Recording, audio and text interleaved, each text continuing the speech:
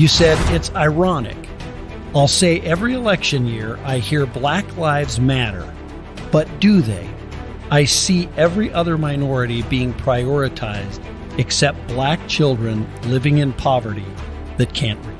That's a stunning quote. It's true. It's absolutely true. I am not saying anything out of emotion. Yeah. I am not trying to paint a fairy tale for anyone because America does not need a fairy tale. America needs an answer. And right now, if we're going to spend billions of dollars at the border, if we're going to be putting people up in hotels, what about the kids that can't read? Where's this national effort to help minority children that can't read, that are already here in the country? Yeah. So that is the problem, and I'm happy to be a part of this new party so we can finally try to make a difference. Yeah. Americans are capable of achieving extraordinary things when they have the freedom and opportunity to do so. This is American Potential. And here's your host, Jeff Crank. All right, well, welcome to another edition of American Potential. We're in Atlanta, Georgia. And when is an issue so important to you that you'd be willing to switch your political party affiliation? Well, today's guest, who still considers herself a centrist, switched from the Democratic Party to the Republican Party, which made her the first African-American woman to serve in the Georgia General Assembly as a Republican. So what was one of the issues that made her switch? Educational freedom. Because she benefited from her mom being able to send her to a different school outside of the district. In the district she represents, half the schools are failing and the other half have students with GPAs of 5.0. This is why she believes students should be able to go to the school that benefits them. This past session, she was the only Democrat that voted for educational freedom. And that led her to switching parties this past July. We want to welcome Georgia State Representative Mesha Mainor to the podcast. It's so great to meet you. It's nice to meet you as well. Yeah, so it took a lot of courage really to do what you did. You did it for kids, right? You did it because that's what matters, is these kids, and they've been locked in a system. We were talking just before we started here about after you decided to switch from the Democrat Party. You've been a Democrat your whole life, I assume? A whole life, family are all Democrats. Everyone is a Democrat. Well, we're going to get to the family and what they think of all of this in a minute. But you talked about getting a letter. This is really an amazing story. So tell me again what you told me just a minute ago. Yes, so this is what this is all about at the end of the day, which is people. Ever since I switched July 11th, I've been receiving well wishes from people not only in Georgia, but from people across the United States. And there's a couple that sent a letter to me from Pennsylvania. And the letter that they wrote says, "We are 78 years old. We live on a fixed income. We do not have a lot of money. Here's $10. We believe that you can make a difference." That's so amazing. And so it really brought it home to me, honestly, because I was thinking this was all about my neighborhood, that I'm trying to help. But this is a much bigger phenomena that's going on, that people across the country are looking and seeking for something different. Yeah, I saw your story maybe, I don't know, when you did this switch in July, right? Yes. So, I saw it then and thought, man, that takes a lot of courage because, there's tribalism in politics. We choose our tribe, and it's easy to stick with your tribe. It's much harder to go with the other tribe sometimes, but to do it for the right reasons takes more courage. And so, there's a tremendous amount of courage there. But after meeting you today, it was just really struck. And we didn't come down intending to do this interview. We were like, what a great story. So, ultimately, this is about the kids in your district. Have you always had this view on school choice, or did that evolve? I've always had this view. So I campaigned as a Democrat on school choice My first campaign I won was in the middle of the whole George Floyd era. I campaigned on not defunding the police. Okay. I also campaigned on putting people over systems. Did not realize that these were quote unquote Republican ideals and not Democrat ideals. They were just common sense ideas to you, right? Correct. And these are things that were also important to my constituents. It wasn't until walking into the Capitol and debating policy that I realized the Democrats do not agree with these things. But I kept going forward, so there was contention between myself and the party on many things besides school choice. And it wasn't until this year recently where I said, you know what, enough is enough.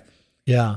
I'm not going to make them happy with these policy decisions. And honestly, they have a right to be a little bit upset because I don't agree with them. And so that's when I made the decision, you know what, maybe you're not a Democrat, maybe you're a Republican. Yeah. Okay. Well, I mean, ultimately, why do you when you talk to colleagues who maybe are on the other side of this issue, what logical explanation is there for wanting to keep kids trapped in the school systems? I want to, be careful and say, I only know about Democrats in Georgia. Okay. Right? Sure. And the Democrats in Georgia at the Capitol oftentimes are not reading. And when you read through the policy, it's very clear on what it is. You cannot make you cannot make a story out of these words except what are the words on the paper. Right. And when it comes to this school choice bill, this bill is all about helping children, only the bottom 25% failing schools. So there's a story out there that says there are going to be rich people that are going to use this school choice. Okay, well, this is why that's not true. If you are in a higher socioeconomic bracket, you probably live in a higher socioeconomic community. Right. And the schools in those districts are not going to be in the bottom 25%. Sure. Right. And so that means someone is not going to pick up their entire family and move into a blighted community so they can get a $6,500 scholarship. Right. It makes no sense, but that is the story that they're saying. And why are they saying that? They're saying it because of the teachers union. The teachers union sends out weekly, sometimes daily videos about me at times. We need to get rid of this person. They support school choice. And it's not, so they're making decisions based on a donation versus what their constituents need. Yeah. And it's, it's so obvious. I remember thinking back, people like Bill Clinton, I remember there was this big furor over him sending Chelsea, when he became president, to Sidwell Friends School, a private school in Washington, D.C. Well, he has school choice because he's wealthy enough. He was the president of the United States. Joe Biden's grandkids can go to a school that they choose. But this isn't about their kids. It's about our kids, right? And that's the difference. America's kids. America's kids. America's workforce. Right. The people that are going to be working in hospitals, the people that are going to pick up our trash, the people that are going to be in the hospitality industry. Right. These are America's children. Yeah. So, and it's not just about our kids. Yeah. And we were talking about the proficiency rates and the test scores and things like that in some of these schools. And it's abysmal. And I don't know how people can justify trying to keep anyone in those schools. Predominantly, these are more, as you pointed out, sometimes more minority school districts or school systems that these kids literally are trapped in. And there are people on the other side of this argument that are making the argument that we should keep them in there. Yes. It's just incredible. And my response to that is the alphabet has been the same alphabet for hundreds of years. Mm-hmm. It doesn't cost more to teach the same alphabet. The numerical system is the same numerical system. It does not take more money to teach that same numerical system. For Atlanta Public Schools last year, their budget was $1.5 billion. Wow. B as in boy. Wow. $1 billion. Yet some of the schools that I represent, some of those families, only 2% are meeting academic proficiency, which means 98% of these children are not meeting proficiency. Goldman Sachs came out with a study that said in 10 years, 300 million jobs are going to be lost to artificial intelligence. That 98% that we were just talking about, those are the people whose jobs are going to be lost. They will be non-existent. So now they don't have a job, they can't read, and they can't perform simple math. Right. That leads to desperation. Right. And, you know, we're here at this conference. Someone was just talking about from the Heritage Foundation, civil unrest, right? Civil unrest can happen when you're desperate. Yeah. So we really do need to think long and hard about educating our kids and giving them opportunities. Well, I think that's what you see in some urban areas. It is desperation, right? Because if you're literally trapped in a system and the government is sort of forcing you into that system, I mean, human nature is to try and get out of that system and do what you need to get out of it.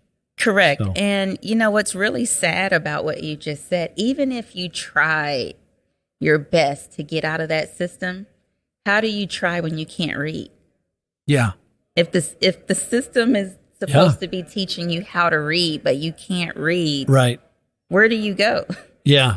So in doing research on you, I found this quote. I want to read it to you, and I want to get your reaction.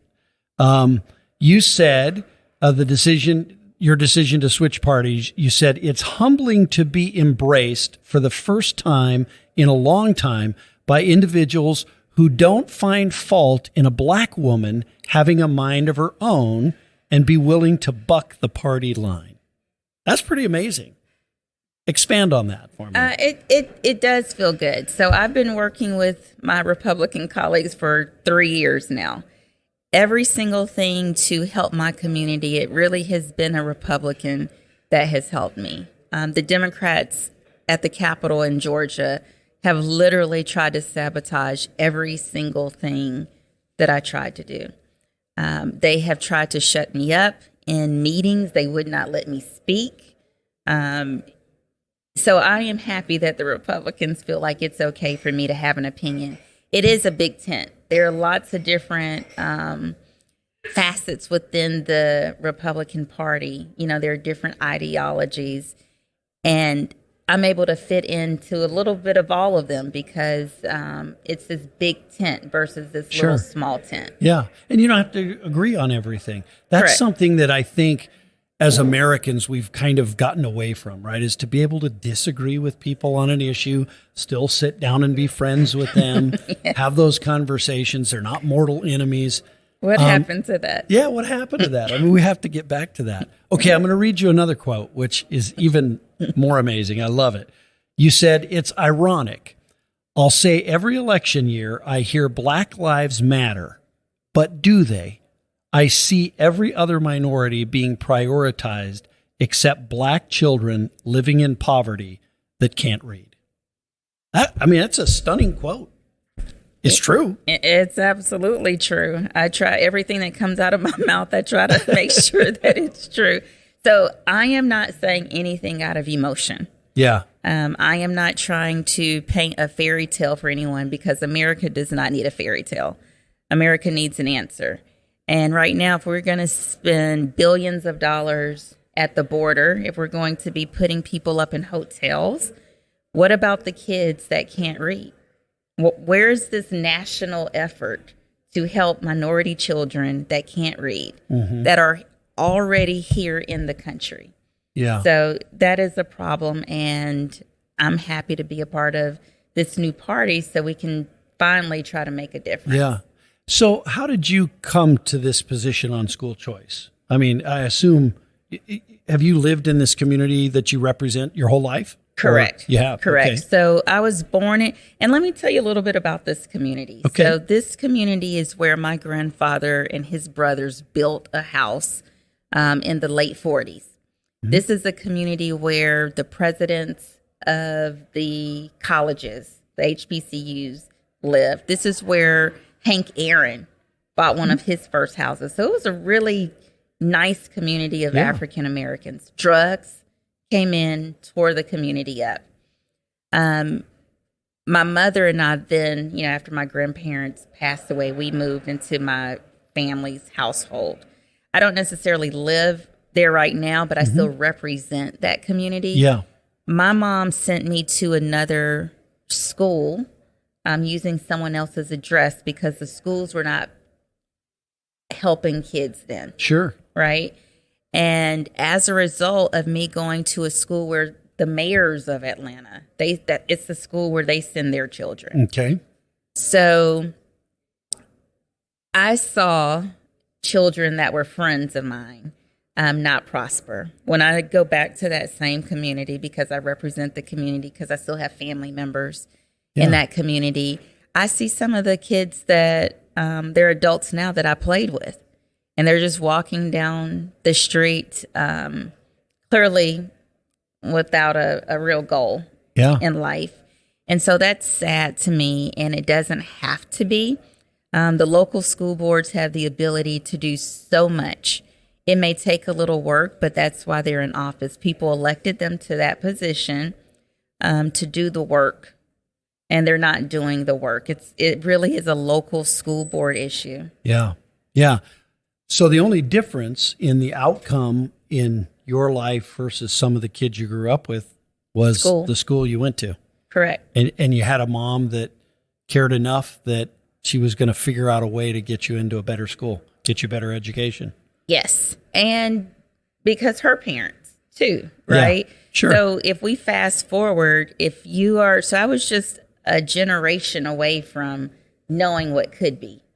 But if you fast forward to 2023, right now there are generations and generations of people that have been stuck in a poverty cycle. These are parents right now that grew up in the same failing school. Mm-hmm. And then their parents were in the same failing school. And so how do you get out of that? Mm-hmm. You believe too, to take this a step further, that's where some of the unrest comes from, right? I mean, that's where people just get frustrated and they can't ever find it out. It's generational. So they react in the only way that they really can, right? Right. Absolutely. Absolutely. I don't think people are innately born to want to be in unrestful situations, if you will. Right. But if you are in desperation and you've only seen your parents be desperate, right, and you've only seen your grandparents be desperate, where do you go from there? But, this conversation brings up something else. We have taken Christ and God. I don't care what your faith is. Mine happens to be Christian, but our legal tender says, "In God we trust." And we are trying our best. The left system is trying its best to take God out of everything. And until we put God back into the scenario, because you can be very unrestful, but if you have God in your life, that can really show you another direction. Mm-hmm. But right now, if you're being told, don't listen to God, where do you go? Yeah. Well, and there's a lot of people, whether they have religious faith or not, people who just don't have values because they weren't taught values, just common decency and values too, right? And I mean, that's a failure, I think, on the part of our school system as well. Absolutely. Yeah. Absolutely. Well, I mean, it's to me, this is an amazing story. I think you have great courage in doing this. It sounds like you were welcomed with open arms by your new party, and you plan on doing good things. But you'll still work with Democrats, right, to do the right thing? I have some friends on the Democratic side.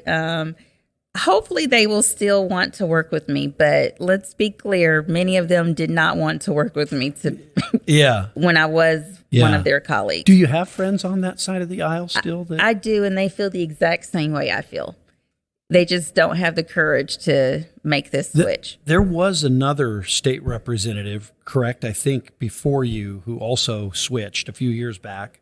Maybe it was in Georgia or maybe in another state. Maybe North Carolina. Oh, that could be. Yeah. North Carolina, over the same issue, over Correct. educational freedom. Yes. So, yes. I kind of alluded to it at the beginning, but your family. So your family is all Democrats? All Democrats. And so when I announced on July 11th, I didn't tell one single family member. Okay. You waited until after the July 4th holiday picnic, I noticed too, didn't you? That was smart. But I did not tell anyone, because if I told them, they would have tried to talk me out of it. Uh-huh. It was a tough decision. I did not need outside influence. You didn't need a lawyer or outside counsel for that. Correct. Yeah. So when I made the announcement, honestly, my mom, she found out when it was on TV. Wow. Okay. And it had to be that way. Yeah. And that first conversation really was, I get it. For 3 years, she's a Democrat. She is going to be a Democrat forever. But she sees how I've been treated.